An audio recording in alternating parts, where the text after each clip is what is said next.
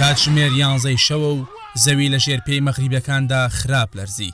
بوومەلەرزەیەکی بەهێز بە گوڕی 7 پلەی ڕێختەر ناوەندی هەرێمی حەوزی لە باشووری مەراکێشی پایتەخت هەژاند.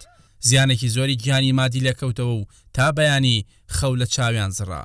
ناوەندی نیشتیمانی بۆ توێژینەوەی زانستی و تەکنۆلۆژی مەغریبی دەڵێت بوومەلەرزەکە بۆ ماوەی 20 چرکە بەردەوام بووە. کارەساتەکە هێندە مەزن بوو لەوانەیە تەنها دۆخی ئەم باوکە کە لە ژێردار و پەردەوی ماڵەکەیدا بە دوای کوڕەکەیدا دەگەڕێت بتوانێت وێنای سەختی دۆخەکە بکات.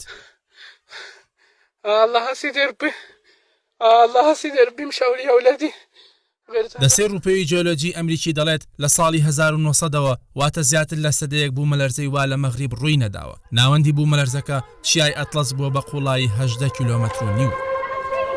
بە پێنێترین ئاماری وەزارەتی مەغریب تاوەکو ئێستا 820 تەرم دەرهێنراون و زیاتر لە 600 برینداریش هەبوون. بە دڵنیاییەوە ئامارەکە ڕوو لە بەرزبوونەوە دەکات چونکە تیمەکانی فراکەوتن بە زەحمەت دەگەنە ناوچە دوورە دەستەکانی چیای ئەتلەس کە چەقی بوومەلەرزەکەی و خانۆکانیشان کۆنتر و فشەڵترن. بوومەلەرزەکە چەند پارێزگایەکی دیکەی وەک ڕیباتی پایتەخت و دارولبەیزا و مەکناس و مەراکێشی باکوور و ئاغدیری گرتەوە. لەوێش مردن و بریندار بوون تۆمار کراون. بوومەلەرزەکە زیانێکی زۆری بە شوێنە دێرین و گەشتیارەکان گەیاندووە. ئەمە دیمەنی هاوار و هەڵهاتنی خەڵکە لە نزیک مزگەوتی دێرینی کەتبیە کە مێژوەکەی بۆ سەدەی 12 زاینی دەگەڕێتەوە.